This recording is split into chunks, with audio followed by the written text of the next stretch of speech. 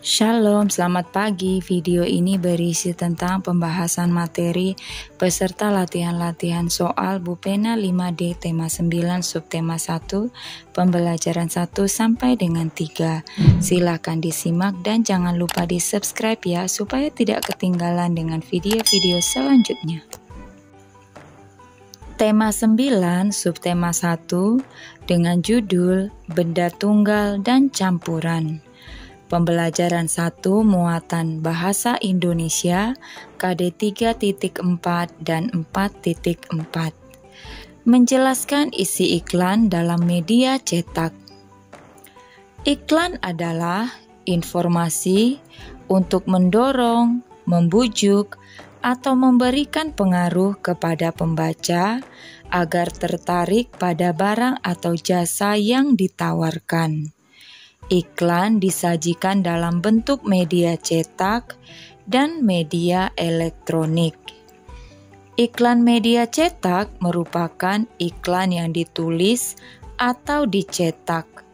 Contoh media cetak yaitu koran, majalah, tabloid, brosur, atau baliho. Bupena 5D halaman 92, latihan muatan bahasa Indonesia KD 3.4 dan 4.4. Perhatikan iklan yang ada di buku Bupena halaman 92. Kemudian, jawablah pertanyaan-pertanyaan berikut ini. 1.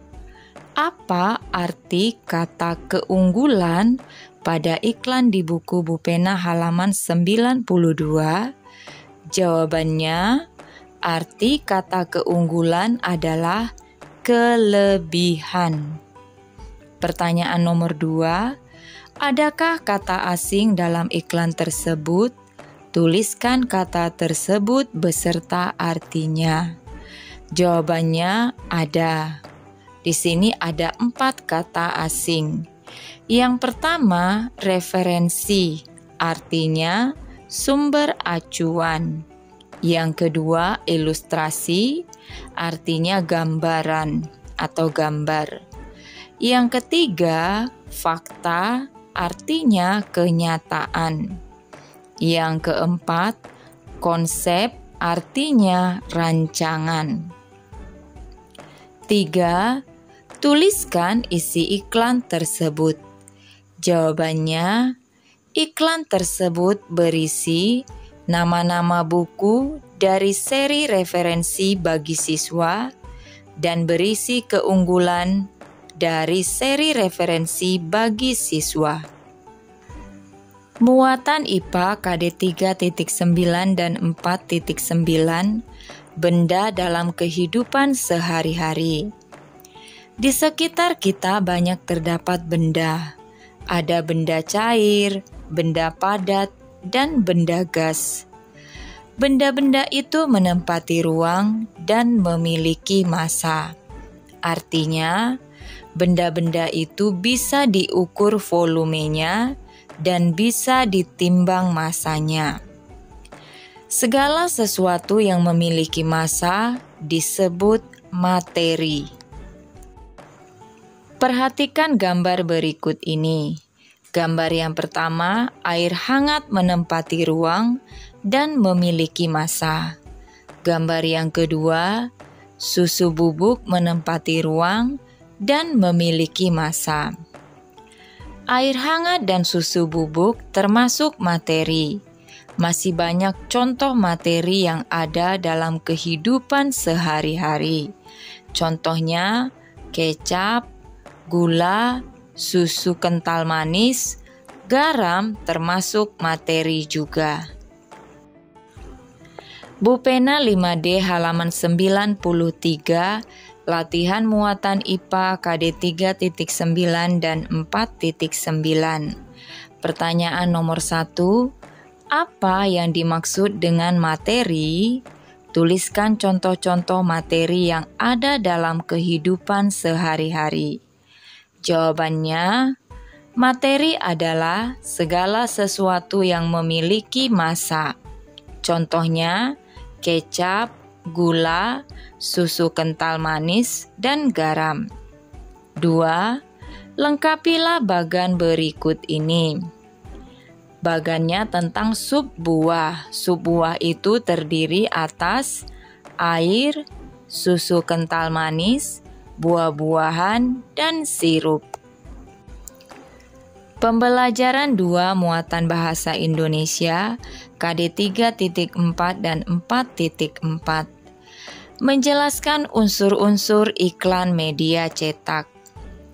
Iklan dalam media cetak memiliki unsur-unsur sebagai berikut: judul iklan, isi iklan, sumber iklan, deskripsi produk, dan alamat serta nomor kontak sumber. Bupena 5D halaman 94, latihan muatan bahasa Indonesia KD 3.4 dan 4.4. 1. Tuliskan ciri-ciri iklan di buku Bupena halaman 94. Jawabannya terdapat judul iklan, isi iklan, sumber iklan, deskripsi produk, alamat dan nomor kontak sumber. Pertanyaan nomor 2, apa nama produk yang ditawarkan pada iklan tersebut? Jawabannya, kreasi kartu pop-up. 3. Apa keunggulan produk tersebut? Jawabannya, ada banyak bentuk kartu. Pola untuk memudahkan membuat kartu pop-up. 4. Berapa harga produk dalam iklan tersebut? Jawabannya, Rp35.000.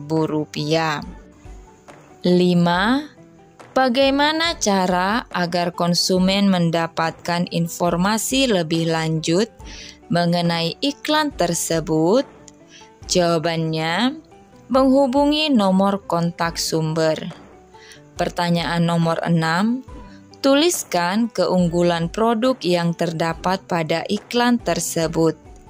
Jawabannya, ada banyak bentuk kartu. Pola untuk memudahkan membuat kartu pop-up. Muatan IPA KD 3.9 dan 4.9. Menjelaskan ciri-ciri zat tunggal dan campuran dalam kehidupan sehari-hari. Zat tunggal adalah materi yang hanya tersusun atas satu jenis zat. Benda-benda yang termasuk zat tunggal, contohnya berikut ini: 1 emas, 2 perak, 3 gula, 4 garam dapur. Perhatikan gambar berikut ini.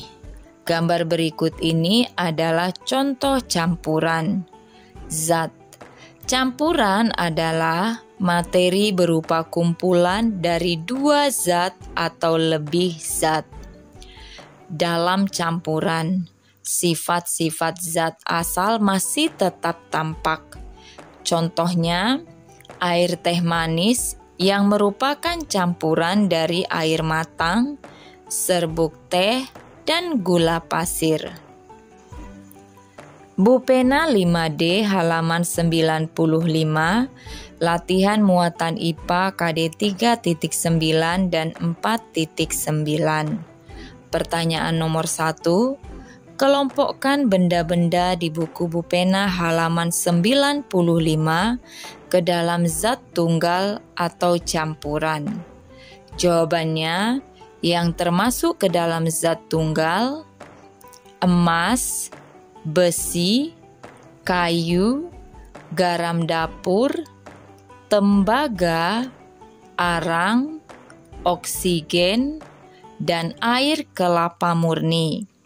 Yang termasuk ke dalam zat campuran: air susu hangat, adonan bakwan, air garam, larutan oralit.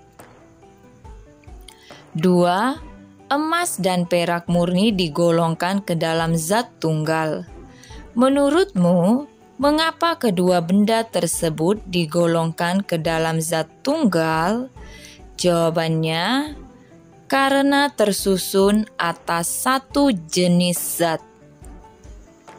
Muatan SBDP KD 3.2 dan 4.2, jenis-jenis tangga nada. Nada-nada harmonis tersusun secara berjenjang disebut tangga nada. Salah satu tangga nada adalah tangga nada diatonis. Tangga nada diatonis dibedakan menjadi tangga nada diatonis mayor dan tangga nada diatonis minor. Berikut ini tangga nada diatonis mayor. Tangga nada diatonis mayor adalah tangga nada yang memiliki susunan nada 1-1 setengah, 1-1-1 setengah. Lagu dengan tangga nada diatonis mayor memiliki ciri-ciri antara lain bersifat gembira, bersemangat, dan biasanya diawali dan diakhiri dengan nada do sama dengan C. Contoh lagunya Maju Tak Gentar, Hari Merdeka, dan Indonesia Raya. Berikutnya, tangga nada diatonis minor.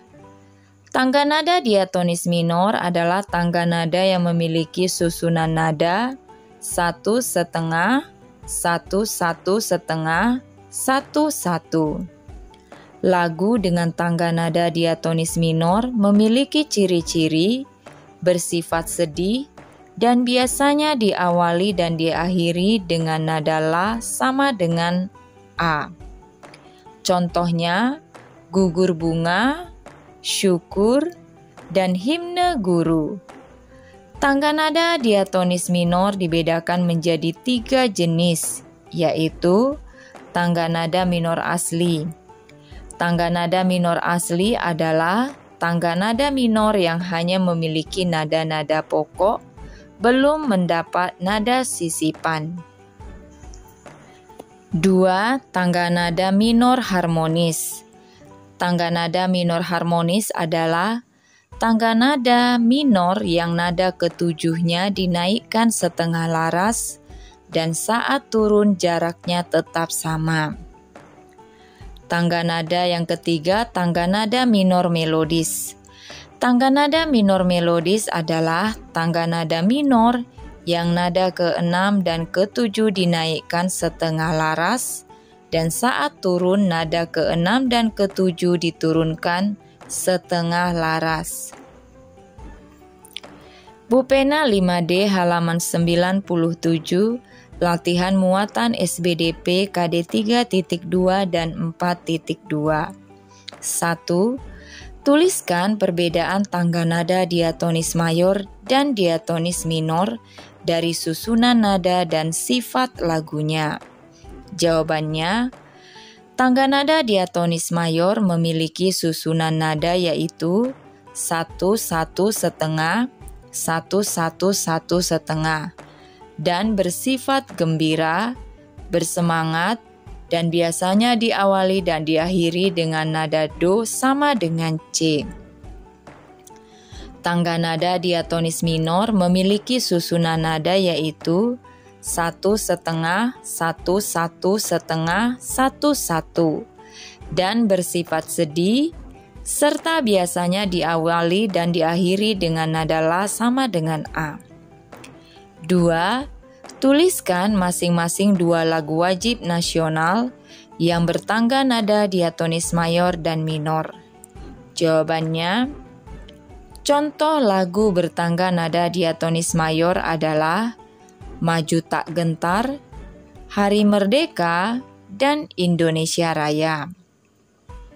Contoh lagu bertangga nada diatonis minor adalah Gugur Bunga, Syukur, dan Himne Guru. 3. Tuliskan perbedaan tangga nada minor harmonis dengan tangga nada minor melodis. Jawabannya, Tangga nada minor harmonis adalah tangga nada minor yang nada ketujuhnya dinaikkan setengah laras dan saat turun jaraknya tetap sama. Tangga nada minor melodis adalah tangga nada minor yang nada ke-6 dan ke-7 dinaikkan setengah laras, dan saat turun nada ke-6 dan ke-7 diturunkan setengah laras. Pembelajaran 3 muatan IPS KD 3.1 dan 4.1 menjelaskan garis lintang dan garis bujur suatu daerah. Letak astronomis adalah letak suatu wilayah berdasarkan garis bujur dan garis lintang pada peta. Garis bujur adalah garis khayal yang membentang secara vertikal di atas permukaan bumi. Garis bujur berfungsi untuk menentukan pembagian waktu di seluruh permukaan bumi. Setiap jarak 15 derajat ke arah bujur timur atau barat akan menunjukkan selisih waktu sebanyak 1 jam atau 60 menit. Garis lintang adalah garis khayal yang membentang secara horizontal di atas permukaan bumi. Garis lintang berfungsi untuk menentukan perbedaan zona iklim di bumi, seperti tropis, subtropis, sedang, dan kutub atau dingin. Letak astronomis Indonesia pada garis 6 derajat lintang utara sampai 11 derajat lintang selatan, dan 95 derajat bujur timur sampai 141 derajat bujur timur. Indonesia merupakan salah satu negara yang dilalui oleh garis khatulistiwa. Garis khatulistiwa atau disebut juga ekuator adalah garis khayal yang membagi bumi menjadi dua belahan, yaitu bumi bagian utara dan selatan. Pupena 5D halaman 99 latihan muatan IPS KD 3.1 dan 4.1. 1. Lengkapilah kalimat berikut dengan jawaban yang tepat. 1A. Garis khayal yang memisahkan belahan bumi bagian utara dengan selatan dinamakan, jawabannya khatulistiwa. 1B. Garis khayal yang digunakan untuk menentukan lokasi di bumi terhadap garis khatulistiwa, utara atau selatan dinamakan garis, jawabannya lintang. 1C. Ada banyak provinsi di Indonesia yang dilalui garis khatulistiwa. Tugu khatulistiwa terdapat di kota, jawabannya Pontianak Utara, Kalimantan Barat. 1D. Pulau Jawa berada di sebelah titik-titik garis khatulistiwa, jawabannya selatan. 1E. Garis khayal yang berfungsi untuk menentukan waktu adalah, jawabannya garis bujur. Pertanyaan nomor 2. A. Tuliskan letak astronomis Indonesia. Jawabannya, Indonesia terletak pada 6 derajat lintang utara sampai 11 derajat lintang selatan, dan 95 derajat bujur timur sampai 141 derajat bujur timur. Pertanyaan 2B. Berdasarkan letak garis lintangnya, Indonesia termasuk negara beriklim tropis. Mengapa demikian? Jelaskan. Jawabannya, karena Indonesia merupakan salah satu negara yang dilalui oleh garis khatulistiwa. 3. Carilah 5 provinsi di Indonesia dengan menggunakan atlas. Setelah itu tuliskan letak astronomisnya pada tabel berikut ini. Berikut ini ada 3 contohnya ya. Yang pertama Sumatera Utara, garis lintangnya 1 derajat sampai dengan 4 derajat lintang utara. Garis bujurnya 98 derajat sampai 100 derajat bujur timur. Yang kedua Kalimantan Barat, letak garis lintangnya 2 derajat 06 lintang utara sampai 3 derajat 05 lintang selatan. Garis bujurnya 108 derajat sampai 114 derajat 10 bujur timur. Yang ketiga Jawa Tengah, garis lintangnya 8 derajat 30 sampai 5 derajat 40 lintang selatan. Garis bujurnya 108 derajat 30 sampai 111 derajat 30 bujur timur. Muatan PPKN KD 3.4 dan 4.4 menjaga persatuan dan kesatuan. Peristiwa Sumpah Pemuda mengajarkan kepada kita agar memiliki semangat persatuan tanpa melihat perbedaan untuk mencapai cita-cita yang sama, yaitu kemerdekaan Indonesia. Tujuan negara Indonesia setelah merdeka adalah mewujudkan kesejahteraan bagi seluruh rakyat Indonesia. Berikut merupakan sikap yang dapat kita kembangkan untuk menjaga persatuan dan kesatuan dalam keberagaman masyarakat Indonesia. 1. Mengembangkan sikap saling menghargai. 2. Tidak mendahulukan kepentingan kelompok, ras, dan suku di atas kepentingan negara. 3. Memiliki sikap toleransi. 4. Mengembangkan rasa nasionalisme dan kesadaran sosial. Bu Pena 5D halaman 100 sampai dengan 101, latihan muatan PPKN KD 3.4 dan 4.4. 1. Dedi, Jonas, Komang, dan Alex sedang mengerjakan tugas kelompok. Tugas harus dikumpulkan seminggu kemudian. Apa yang harus dilakukan oleh setiap anggota kelompok agar tugas dapat diselesaikan tepat waktu? Jawabannya, membagi tugas secara adil agar dapat diselesaikan tepat waktu. 2.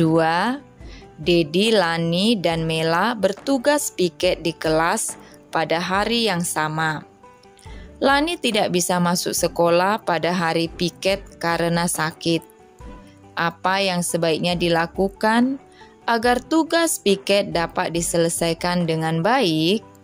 Jawabannya, membagi tugas piket secara adil agar dapat diselesaikan dengan baik. 3. Jelaskan manfaat persatuan dan kesatuan dalam menyelesaikan tugas kelompok. Apakah persatuan dan kesatuan dapat menumbuhkan kerukunan? Jawabannya ya, karena dapat mengembangkan sikap saling menghargai dan memiliki sikap toleransi. Muatan Bahasa Indonesia KD 3.4 dan 4.4 menjelaskan jenis-jenis iklan dalam media cetak. Berdasarkan fungsinya, iklan dibedakan menjadi beberapa jenis sebagai berikut. 1. Iklan pemberitahuan.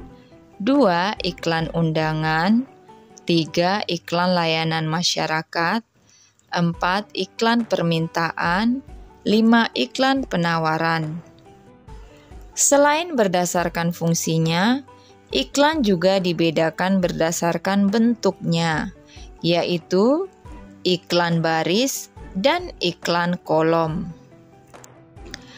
Bu Pena 5D halaman 102, latihan muatan bahasa Indonesia KD 3.4 dan 4.4.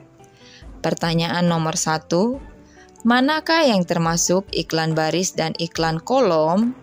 Jawabannya, Gambar A merupakan iklan baris dan gambar B merupakan iklan kolom.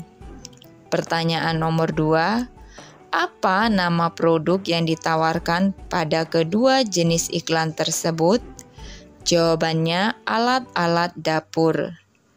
3, pilihlah salah satu iklan, kemudian tuliskan keunggulan produk dalam iklan tersebut. Jawabannya iklan kolom. Keunggulannya dilengkapi dengan gambar yang menarik. Pertanyaan nomor 4. Berdasarkan bentuknya, apa bentuk masing-masing iklan tersebut? Jelaskan. Jawabannya, gambar A merupakan iklan baris karena disajikan dalam beberapa baris saja. Gambar B merupakan iklan kolom karena memanfaatkan beberapa bagian kolom dalam surat kabar. Sekian saja pembahasan hari ini. Shalom.